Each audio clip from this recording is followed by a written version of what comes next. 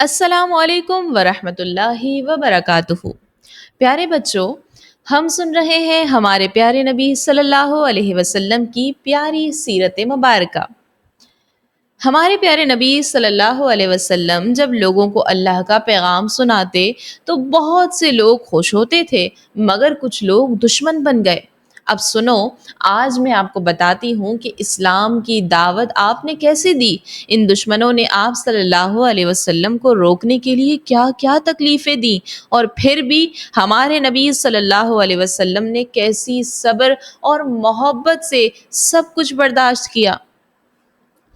جب ہمارے پیارے نبی صلی اللہ علیہ وسلم نے اللہ کا پیغام سنایا تو سب سے پہلے آپ صلی اللہ علیہ وسلم کے گھر والے آپ پر ایمان لائے۔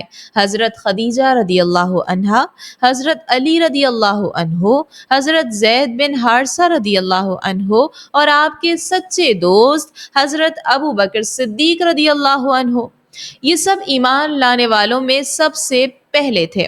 ان سب نے اپنے پیارے نبی صلی اللہ علیہ وسلم پر دل سے یقین کیا، آپ کا ساتھ دیا اور ہر مشکل وقت میں آپ صلی اللہ علیہ وسلم کے ساتھ کھڑے رہے۔ شروع میں نبی کریم صلی اللہ علیہ وسلم نے اسلام کا پیغام چھپ کر سنایا۔ حضرت ابو بکر صدیق رضی اللہ عنہ بہت محبت سے اپنے دوستوں کو بتاتے۔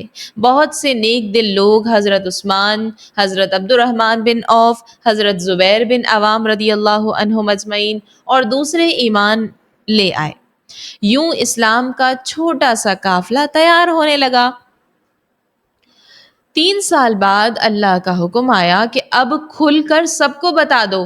ہمارے نبی صلی اللہ علیہ وسلم صفا پہاڑی پر کھڑے ہوئے اور قریش کے لوگوں کو آواز دی، فرمایا، اگر میں تمہیں کہوں کہ اس پہاڑ کے پیچھے ایک لشکر چھپا ہوا ہے تو کیا تم یقین کرو گے؟ سب نے کہا، ہاں، آپ تو سچ ہی بولتے ہیں، ہم یقین کریں گے۔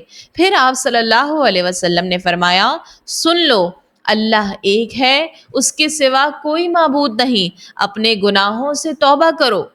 یہ سن کر بہت لوگ حیران رہ گئے، کچھ تو خوش ہوئے مگر کچھ دشمن بن گئے۔ جب ہمارے پیارے نبی صلی اللہ علیہ وسلم نے کہا کہ ایک اللہ کی عبادت کرو اور بتوں کو چھوڑ دو تو مکہ کے سردار بہت ناراض ہو گئے۔ انہوں نے اپنے پیارے نبی صلی اللہ علیہ وسلم کو برا بھلا کہا، جادوگر اور شاعر تک کہا، لوگوں کو آپ صلی اللہ علیہ وسلم کی باتیں سننے سے روکا، راستے میں کانٹے بچھائے اور نماز کے وقت آپ صلی اللہ علیہ وسلم پر جانوروں کی گندگی تک ڈالی۔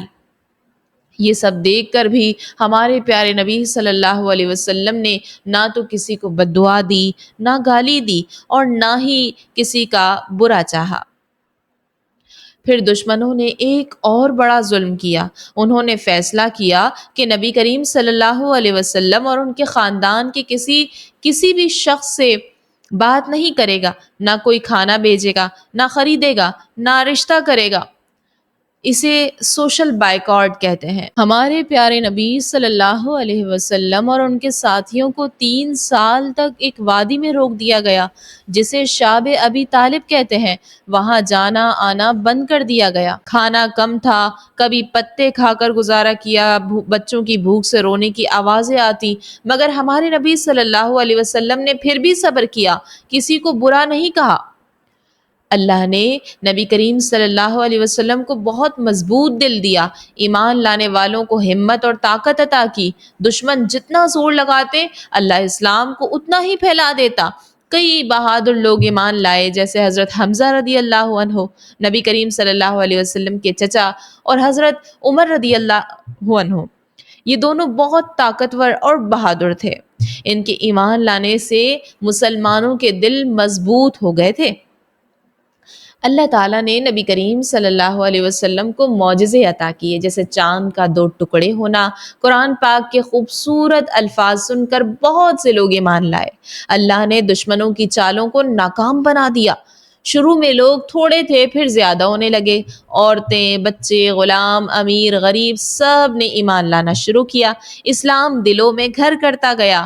نبی کریم صلی اللہ علیہ وسلم ہر وقت اللہ سے دعا کرتے، یا اللہ میری امت کو ہدایت دے، آپ صلی اللہ علیہ وسلم نے کبھی بھی بد دعا نہیں کی، ہمیشہ معاف کیا اور کہا جو سب سے اچھا ہے وہ وہی ہے جو لوگوں کے لیے آسانی پیدا کرے۔